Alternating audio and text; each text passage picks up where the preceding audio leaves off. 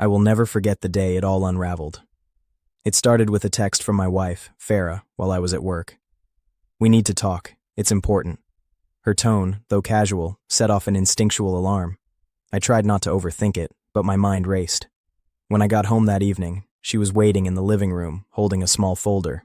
Her expression was carefully composed, equal parts nervous and confident. "I went to the doctor today," she began, placing the folder on the coffee table. "Everything's fine, but they confirmed something. I'm pregnant." My heart skipped, a mix of shock and, briefly, hope.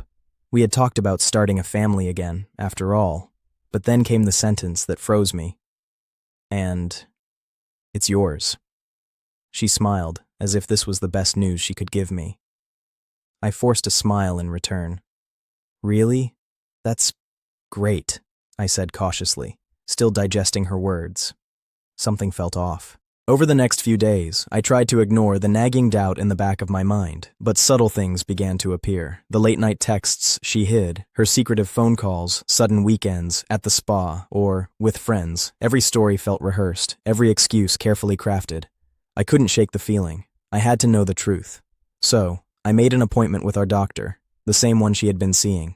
I had a simple question. "Just to be clear, can you confirm my conception dates?" The doctor paused, scanning the files. Then, almost casually, she mentioned, "Given the gestational age and the ovulation estimates, conception likely occurred about 4 months ago. That's around the time your husband was on that business trip, isn't it?" I froze.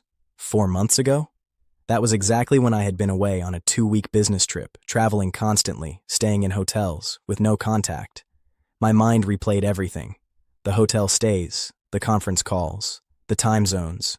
There was no way I could have been the father. I confronted Farah immediately, keeping my voice calm, though my hands shook. "The dates," I said, showing her the printed comment from the doctor. "The doctor said conception doesn't line up. I wasn't even here." Her face paled, then hardened. She tried to laugh it off. "Maybe the doctor got it wrong. You know how they estimate these things." I shook my head. "No, the dates are precise. You're not telling the truth. Who is the father?" She hesitated. Her lips trembled. "It doesn't matter. I can still raise it as yours. You'll love the baby." At that moment, I realized this wasn't just infidelity. It was deception on a level I hadn't imagined. She had manipulated timelines, hidden messages, and expected me to blindly accept a lie about paternity. I left the house that night. I needed space, clarity, and a plan. Over the next week, I quietly gathered evidence. I reviewed her phone records, cross-referenced messages, and found communications with a man I recognized from work. Their flirtation had started months ago, carefully disguised as casual office banter. Every text, every call, every photo confirmed it. She had been cheating. The pregnancy wasn't mine. It had never been about honesty. It was about control and manipulation. I didn't explode. I didn't yell. I wanted precision. I scheduled a paternity test to be conducted immediately. The results were devastatingly clear.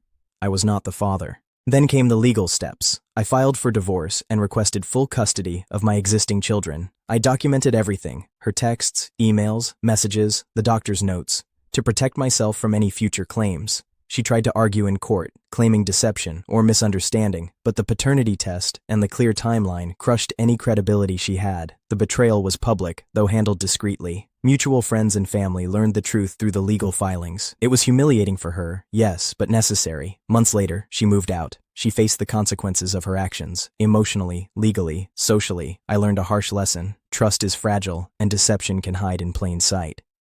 But clarity, patience, and evidence can expose the truth, no matter how carefully it's concealed.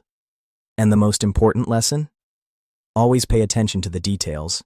Even a doctor's casual comment about dates can unravel the biggest lie.